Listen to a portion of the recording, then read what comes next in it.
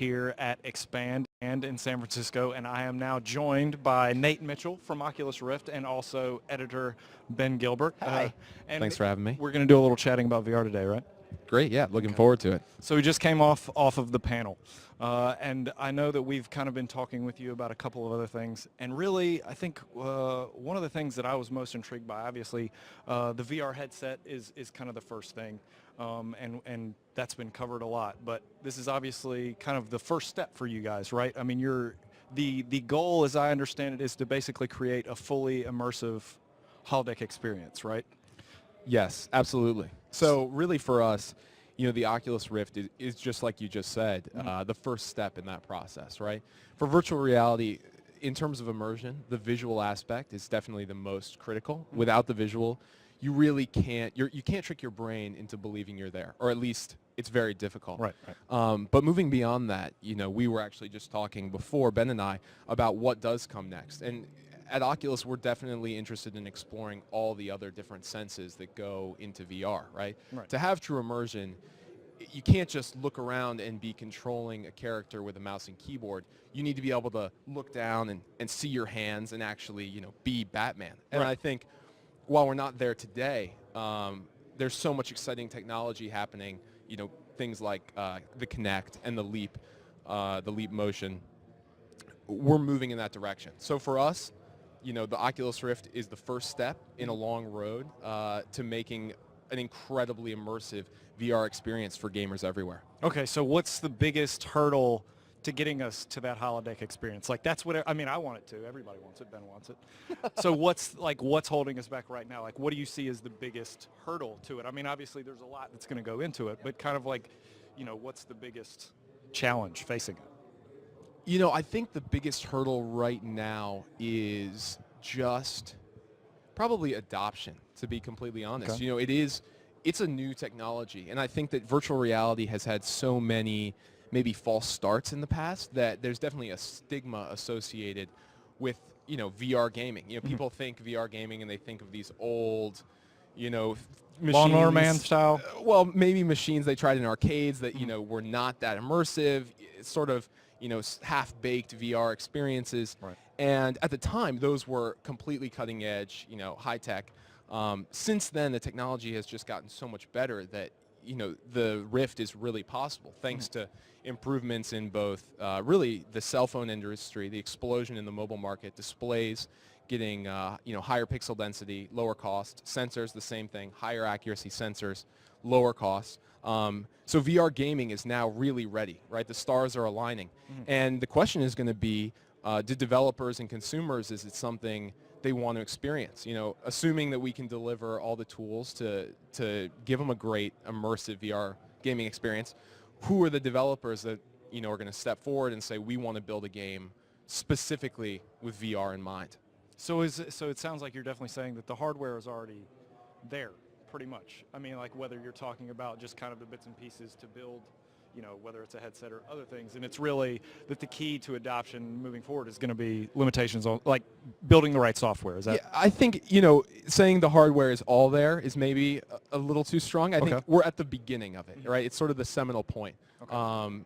You know, in a lot of our demos, for example, we're using GTX 680s. You know, those are high-end graphics cards. Obviously, we want a high-powered machine, but we are just at the point where sort of VR gaming is becoming possible in terms of sort of rendering performance and what's required to create an immersive visual experience. And then I think with things, again, going back to like Leap motion, you know, they're doing some incredible things in terms of finger tracking and things like that.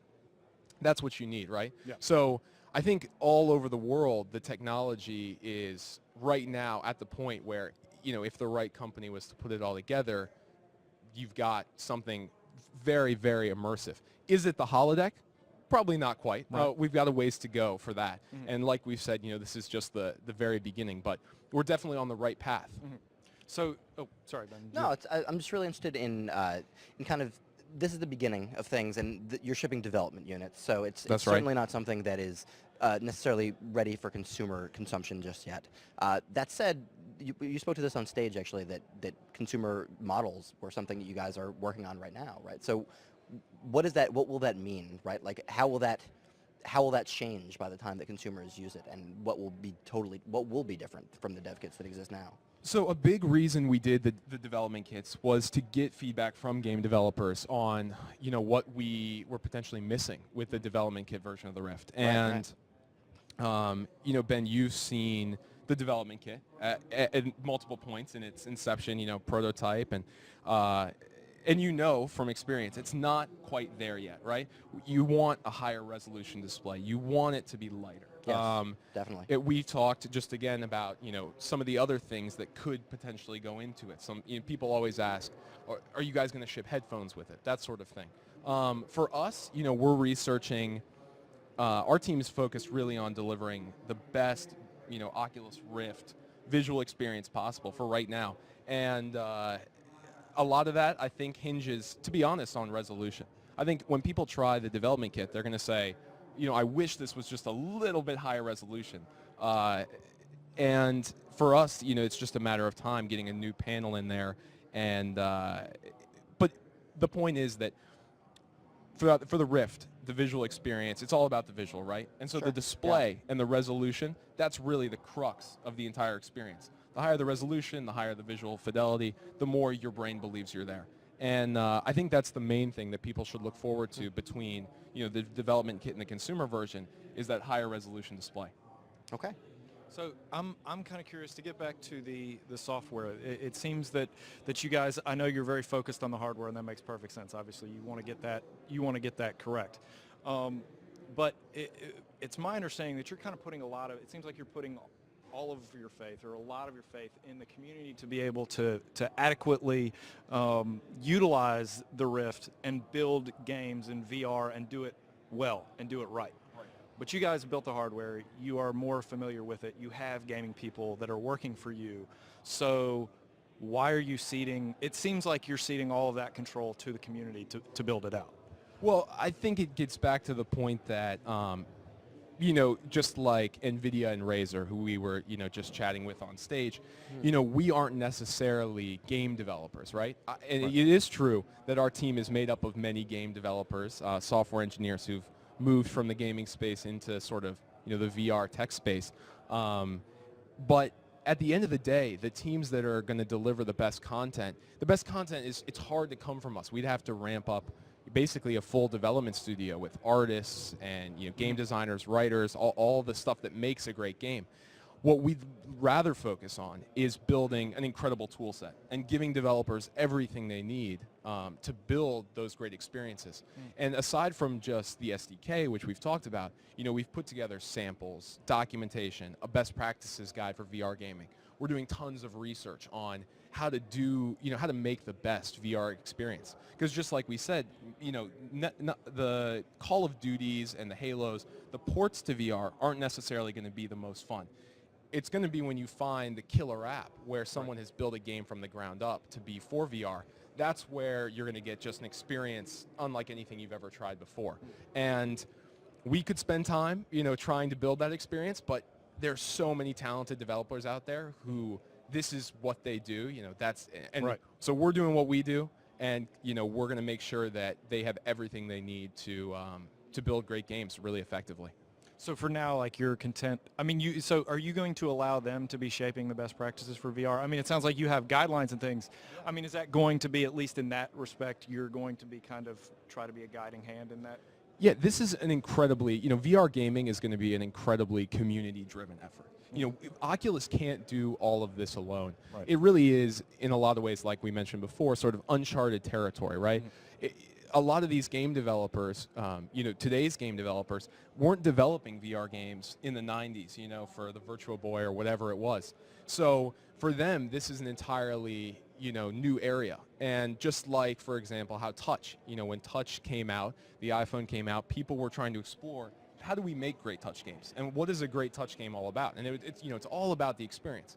Console games like GTA on the tablet is not necessarily the best experience. No. You don't want to play it. No. It's going to be the same for VR tech in the Rift. And that's incredibly exciting, I think, for people. And like you're just going back to the original point, it really will be community driven. We will do everything we can to provide our insight and our research, but we're looking to the community to help us and sort of guide the tech forward. Okay.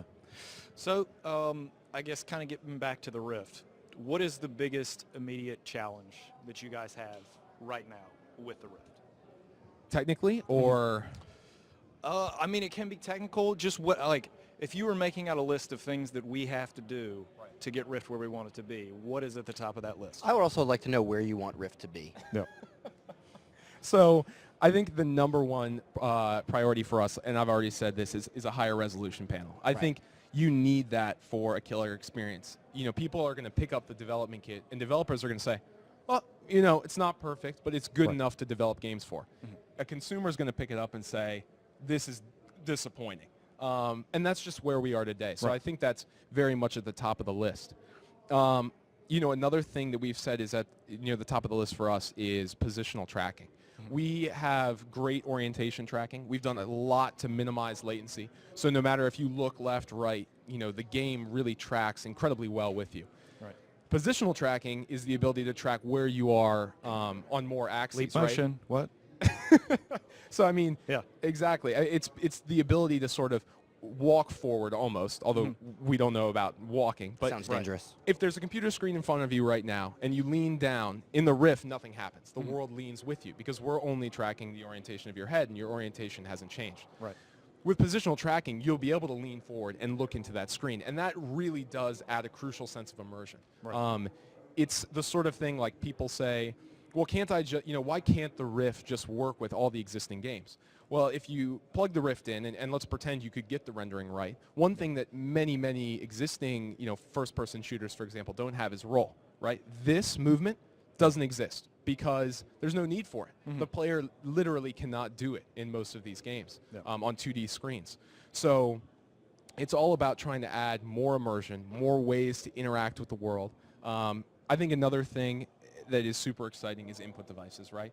We are definitely interested, and we do a lot of this in the office, in exploring what is the best way. You know, human-computer interaction. How should people be interacting with the virtual world? And this is something we touched on at our South by Southwest panel. You know, Chris Roberts was talking about how for Star Citizen, they're excited about putting the joysticks, the HOTAS, you know, thruster and hands-on throttle, and experiencing and playing the game with the actual controls on your desk, matching up to the virtual world. Paul Bettner, who's co-creator of Words with Friends, has done a lot of iteration, and he was talking about prototyping a game where you play catch using the Razer Hydra, which are very high-precision wands.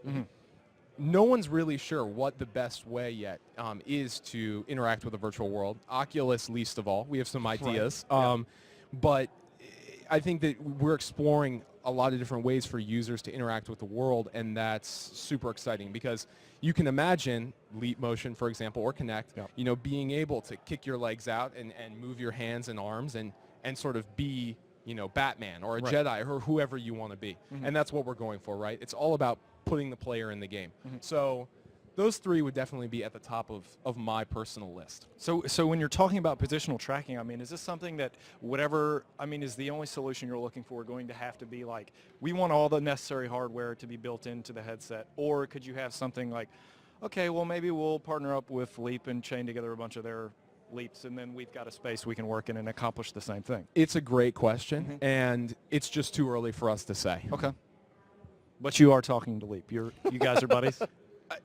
I can't comment on that. Okay, fair enough. So the one question I want to know with regards to current gen hardware, the next gen hasn't really started with regards to consoles yet.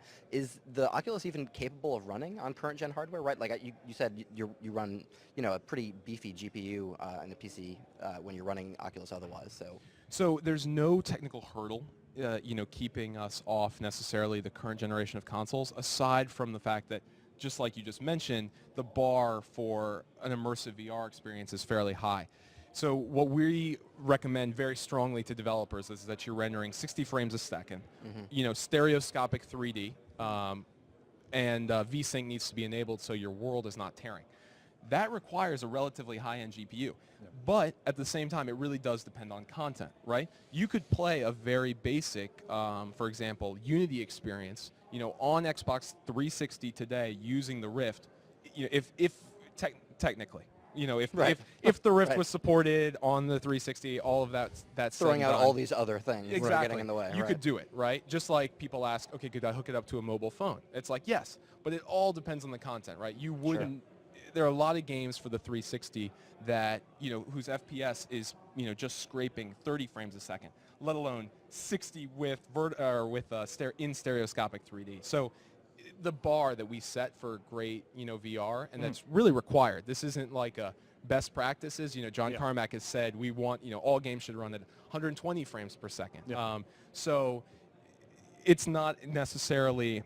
Everything's feasible in this current generation of console cycles, but it's pretty unlikely that you're going to get a compelling experience on a 360 with the Rift or something like that. And we do not support 360, to be clear. No, I understand. But I think with next-gen consoles, it's definitely a lot more interesting. And it's yet to be seen exactly how that all shakes out. But we're definitely interested in supporting the consoles in the future. Maybe your old friends at Gaikai will do some Potentially. talking to you. With some They're luck. Sony now, I'm told. Right on. All right, well, I think that's all the time that we have, so thank you for joining us, Nate. It's my pleasure. That's it for us here backstage. We'll be back with another interview soon, so thanks, guys.